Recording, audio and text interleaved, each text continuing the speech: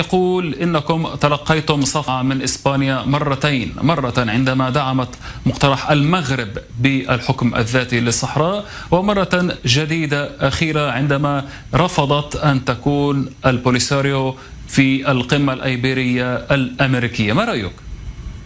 السلام عليكم، شكرا على الاستضافة. بالطبع نحن لم نتلاقى أي صفعة من إسبانيا، ما يمكن قوله أنها إسبانيا تنازلت عن كل مسؤولياتها تجاه الصحراء الغربية منذ 75 عندما سلمت الصحراء الغربية بعد اتفاقية مدريد إلى المغرب، وبعد ذلك كل المواقف التي اتخذتها الحكومة الإسبانية في هذه السنوات الأخيرة. فالحكومة الإسبانية اليوم هي رهينة للابتزاز المغربي الذي في أي إشارة من طرف حكومة إسبانيا إلى الصحراء الغربية أو إلى الشعب الصحراوي أو إلى دعم الأمم المتحدة فيما يتعلق بقضية الصحراء الغربية يتم ابتزازها من طرف المغرب عبر الهجرة أو عبر التجسس ببرنامج بيغاسوس أو عبر حتى الضغط بالاقتصاد أو الضغط على السياسيين أو تفعيل وسائل الضغط داخل إسبانيا التي تملكها المغرب أو المخابرات المغربية. فاليوم الحكومة الإسبانية هي رهينة للمملكة المغربية ورهينة لهذه الضغوطات وهذا الابتزاز. وأقول الحكومة لأنه الشعب الإسباني والمجتمع المدني الإسباني والأحزاب السياسية الإسبانية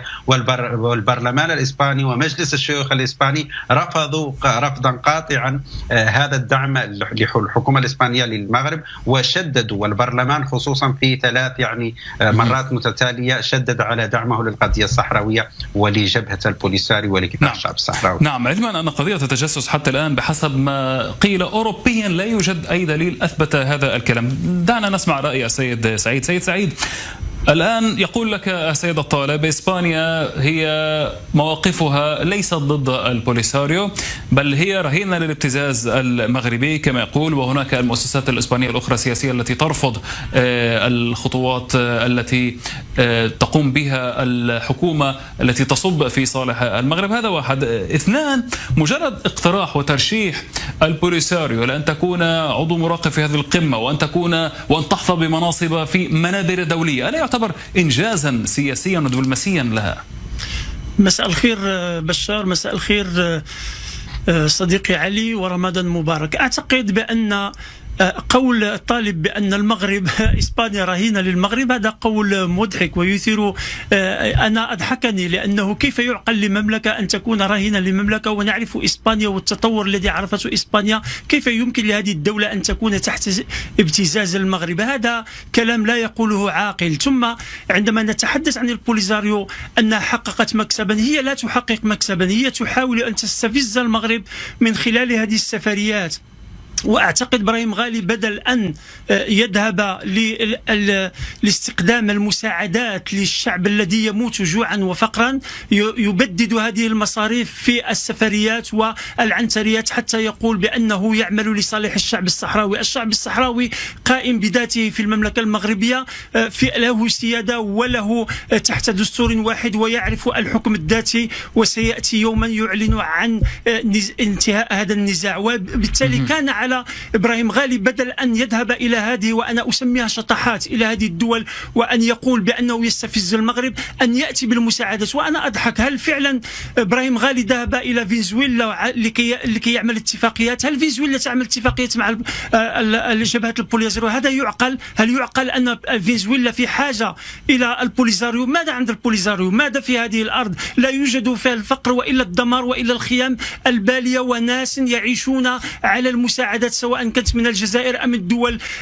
اليسارية التي تحاول أن تقدم المساعدات المالية. لكن للأسف هذه المساعدات تذهب في السفريات وتذهب في لجيوب ما يسمى بين قوسين حكومة إبراهيم غالي. على أرض الواقع لا شيء من هذا. المغرب ماض في الحكم الذاتي، ماض في النماء وتنمية مناطقه الجنوبية وغير آبه بهذا التحركات. وأنت تدرك كما قلت في البداية بأنه لم يتم قبول البوليساريو لأنها ليست دولة. ورئيس الدبلوماسية الإسبانية كان واضحا، قال من يجب أن ينضم يجب أن يكون له صفة دولة. الجمهورية أو بين قوسين جبهة البوليزاريو ليست لها هذه الصفة. الجمهورية الصحراوية كما يقال الديمقراطية هي مجرد فكرة ومرتزقة يعيشون على مساعدة الآخرين وليست لهم حتى الكثير من التفاصيل.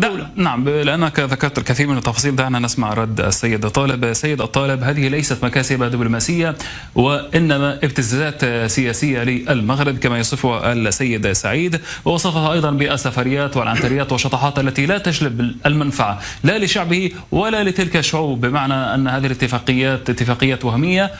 على العكس من ذلك المغرب هو الذي يحقق المكاسب، وهو الذي يجلب السفارات والممثليات إلى الصحراء، وهو الذي يعمر ويبني ويطور هذه المنطقة. ردك على هذا الكلام؟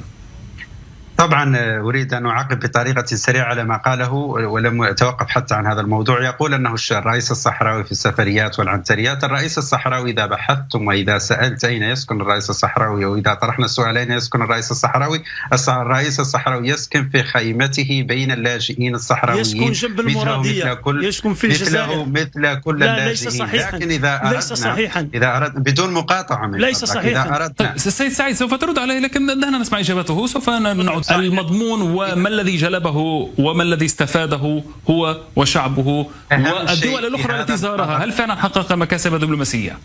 أهم شيء في هذا الخبر أريد أن أرد على ما قيل هنا أنه تم رفض الجمهورية الصحراوية في القمة الإيبرو-أمريكية، وهذا ليس صحيح. لقد تم طلب ضم الجمهورية الصحراوية إلى القمة الإيبرو-أمريكية من طرف كولومبيا، ولم يتم حتى الجمهورية الصحراوية لم تقدم بالطلب رسميا. نحن وحسب تصريحات القيادة الصحراوية في التجهيزات للطلب الرسمي. وأريد أن أشير هنا على أن كل الدول الأعضاء، وهي 19 دولة في هذه المنظومة، تعترف بالجمهورية الصحراوية سوى 4 دول، فبوليفيا، البرازيل، كوستاريكا، كولومبيا، كوبا، إكوادور، غواتيمالا، هندوراس، مكسيك، بنما وباراغواي، فنزويلا، كولومبيا، كلهم يعترفون بالجمهورية الصحراوية، ولدى الجمهورية الصحراوية سفارة لدى هذه الدول. فأغلبية هذه الدول التي تشكل هذه المنظومة تعترف بالجمهورية الصحراوية. لكن أريد أن أقول وأشير على أنه هذا انتصار آخر في الدبلوماسية الصحراوية، لأنه المغرب قال أنه في بضعة أشهر سيتم طرد الجمهورية الصحراوية من الاتحاد الأفريقي،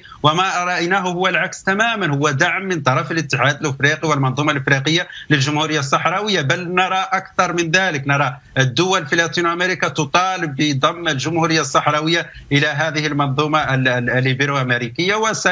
أعتقد في الأشهر أو السنوات المقبلة سنرى كيف سيتجسد هذا الحدث. ما علينا اليوم أن نفهمه من هذه الرسالة هو على أنها الدبلوماسية الدولية والقانون الدولي الكل يسير في اتجاه الاعتراف وإثبات الدولة الصحراوية كدولة مغاربية في شمال إفريقيا. كيف يسعى؟ أريد هذه الجواب من قبل أن نعود للسيد سعيد. كيف يسعى العالم إلى الاعتراف أكثر وأكثر بالجمهورية الصحراوية؟ هل ترى هذا؟ طبعا رأينا كيف كل المساعي المغربية تقول أنه بعد اعتراف ترامب في تويتر خلاص انتهت قضية الصحراء الغربية إلى آخره. وما نراه هو تمسك. المغرب لم يقل انتهت قضية الصحراء. دول مثل تونس التي لم تكن لديها موقف واضح من القضية الصحراوية استقبلت الرئيس الصحراوي. كذلك الاتحاد الأوروبي الذي كان يقول ندعم الأمم المتحدة وندعم المسار الأممي في قضية الصحراء الغربية. رأينا كيف في السنة الماضية تم استقبال في بروكسل في استقبال رسمي للرئيس الصحراوي في القمة الأوروبية الإفريقية، وتم استدعاء الجمهورية الصحراوية كدولة إفريقية من طرف الاتحاد الأوروبي كدولة معترف من طرف الاتحاد الأوروبي وليس بصفة عضو في الاتحاد الإفريقي. لكن كل هذه مؤشرات، وهذه الخطوة الآن لضم الجمهورية الصحراوية للقمة الإيبرو-أمريكية، كل هذه خطوات دولية لإثبات على أنه حل نزاع الصحراء الغربية هي دولة صحراوية مستقلة وليس ما يريد أن يفرضه المغرب، لأنه المغرب اليوم يعيش في وهم ويعيش في دعايات ويعيش في بروباغندا، وعليه الرجوع إلى أرض الواقع. أرض الواقع هو هذه. نعود لسيد سعيد. الدولة الصحراوية حقيقة لا رجعة. نعم سيد سعيد، هذه كلها ما نراه من حركات دولية ومشاركات دولية سواء كعضو أو في طريقه لأن ينال صفة أعلى شأنا، هذه كلها تدل بأن الأمور تسير لصالحه دبلوماسيا، والدول التي لا تعترف به قد تعترف به، ودعي كعضو أو كدولة في بعض المنابر سواء في الاتحاد الأفريقي أو في الاتحاد الأوروبي. وأيضا أذكرك بنقطة قالها السيد طالب أحب أن تعطينا رأيك حولها. المغرب انسحب من الاتحاد الأفريقي وعاد إليه دون شروط وما زالت البوليساريو هناك، هذا على ما يدل. هذا خطأ استراتيجي كان انتهج في سنة 1985 عندما قرر الاتحاد الأوروبي أن يدخل الجبهة كعضو في الاتحاد. آنذاك الحسن الثاني أمر بالانسحاب من هذا الاتحاد الذي لا يشكل لحمة ولا يحقق انسجاما وفق التدابير والدبلوماسية المتعارف عليها. أنت تتحدث عن الاتحاد الأفريقي هنا؟ نعم، الاتحاد الأفريقي كانت المنظمة كان عندها اسم ثاني قبل أن يكون الاتحاد الأفريقي. صحيح. لكن المغرب، وأنا أقول لك صدقا أن المغرب أخطأ في هذا الاتجاه، أخطأ بأنه انسحب سنة 1985. لو ظل من 1985 إلى اليوم حققنا مكاسب أكثر من التي تراها على أرض الواقع، ولما جالست أنا الطالب لكي أتحدث معه وأشرح له بأن هذه التدابير كانت في سياق المغرب وفي سياق الدفاع عن المغرب وعن حقيته في أن يقوم بالحكم الذاتي وأن يطالب بزوال هذا النزاع المصطنع. الطالب يجب أن تعرف بأن هذا النزاع خلقته إسبانيا، خلقته الجزائر، لا أقل ولا أكثر. هي تدرك جيدا بأن اتخذت جبهة البوليساريو كلعبة من أجل الضغط على المغرب حتى لا يطالب بالصحراء الشرقية ولا بترسيم الحدود، واستغل البوليساريو من أجل الوصول إلى هذا الهدف ولا زال يناور وفي كل مرة يناور. ورأينا كيف عبد المجيد تبون قال بأنه وصل إلى قطيعة لا رجعة فيها إلى المغرب، والمغرب ليس في حاجة إلى مد جسور التواصل مع هذه الدولة التي أصبحت نجازا في هذه المنطقة. وأنا عندما أتحدث عن الجزائر لا أتحدث عن جبهة البوليساريو، لأن البوليساريو ليست بدولة ولن ترقى أبدا في المستقبل إلى مستوى دولة، ستبقى جبهة تناور وتحاول أن تبحث عن مساعدات مالية. وكل الجولات التي يقوم بها إبراهيم غالي وغيره من الجمهورية من البوليساريو هم يذهبون للاستجداء، للتسول، للحصول على المساعدات الإنسانية ويفرقونها عليهم. وعندما قال الطالب بأن إبراهيم غالي يسكن بخيمة، بالله عليك هذا رئيسكم يسكن في خيمة، هل تريد أن تقول لي بأنه مسكين مظلوم يسكن وبإمكاني أن أعطيك عنوانه، يسكن وبإمكاني أن أعطيك عنوانه في جنب قصر المرادية. بعيدا عن فكرة السكن، أنت تريد أن تقول سعيد أنه يؤتمر من الجزائر، هذه فكرته. لا أريد أن أفضح على الهواء وأقول لك اسم الفيلا التي يسكنها داخل القصر القريب من قصر المرادية بالجزائر. دعنا من هذه الخرافات. ويعني يتحدث عن أن لا يوجد شيء اسمه شعب صحراوي، وأنه كل المشكل هو مشكلة أن اخترقته الجزائر، وأنه لم نقل بأن الشعب الصحراوي غير موجود. يا طالب حدد نقطة من فضلك بشار. هو المغرب لم يقل بأن لا يوجد الشعب الصحراوي. الشعب الصحراوي موجود، وموجود في الصحراء، الموجود في تندوف. أنتم بنفسكم تحتلون أراضي طالب أنت لحظة لا نريد أن نتحدث عن القضية بشكل عام. لا نريد أن نتحدث عن القضية بشكل عام. الفكرة هنا والحوار هو حول ما إن كانت البوليساريو فعلا تحقق إنجازات ومكاسب دبلوماسية أم لا. كنت قد سألتك عن مخرجات المؤتمر العام للجبهة الذي إلى الآن يوصف بأنه فاشل ولم يجلب أو ولم يضخ دماء جديدة. صحيح. المؤتمر رسالة المؤتمر كانت واضحة. المؤتمر كان يعني نقطة يعني لقاء ما بين القاعدة الشعبية الصحراوية في كل تواجداتها القادمة من المناطق المحتلة، من المخيمات أو من حتى أراضي المهجر، لتلتقي في نقطة واحدة مع قيادة جبهة البوليساريو. والرسالة التي بعثها الشعب الصحراوي لجبهة البوليساريو والقاعدة الشعبية الصحراوية التي بعثتها لممثله الشرعي جبهة البوليساريو هو على أنه يجب تصعيد عسكري يفرض إرادة الشعب الصحراوي على الأرض وبسط سيادته على كل أراضيه. وأعتقد أنها جبهة البوليساريو سائلة الآن في هذا الطريق، ولقد صرحت يعني قيادة جبهة البوليساريو على أنه التصعيد العسكري على الأرض ضد المغرب، التصعيد في هذه الحرب قادم. وأعتقد أنها الشهور أو السنوات القليلة المقبلة ستعطينا الجواب على هذا السؤال. فيما يتعلق بالاعترافات بالدولة الصحراوية، المغرب اليوم راهن وطبع مع إسرائيل وذهب إلى أمريكا ويبحث هنا وهناك عن دعم أو عن شيء يفرض به الحكم الذاتي. الموضوع هو أن المؤتمر 16 أفرز عن دمية إبراهيم غالي، وتم طرد وتم الاستفزاز والقيام لبشرايا أحمد البشير الذي لم تسمح له البوليزاريو بالترشح. وهناك شخص آخر الحاج أحمد ولد أحمد الآن الذي يطالب بتسوية من غير الاستقلال، لا تسميه استقلال البوليزاريو ولا بالحكم الذاتي للمغرب. هناك وربما سمعت لأحمد الحاج أحمد ولد أحمد الذي يطالب بالاستماع إلى الحكم الذاتي للمغرب. هذا كان في البوليزاريو ويعترف بهذا الأمر، وكان في قيادة البوليزاريو ويقول يجب أن نتعلم من الحكم الذاتي. أريد جوابا سريعا من سيد سعيد. إذا فات القطار في هذه الفترة لن تكون هناك مساومات على الإطلاق. سيد سعيد، لحظة سأعود لك سيد طالب، لكن سيد سعيد أنت تشير إلى مكامن الضعف والقصور الدبلوماسي والسياسي لدى البوليساريو، لكن هناك من يناقش ويقول على العكس، ربما من يواجه هذه المشاكل هي المملكة المغربية. خذ على سبيل المثال الاعتراف الأمريكي بمغربية الصحراء، والذي على ما يبدو بحسب البعض عادت الولايات المتحدة خطوة على الوراء. من يرى إلى تقاريرها وتقارير وزارة الخارجية هي تقول وبالحرف الواحد هنا لدينا جبهة البوليساريو والتي تريد الاستقلال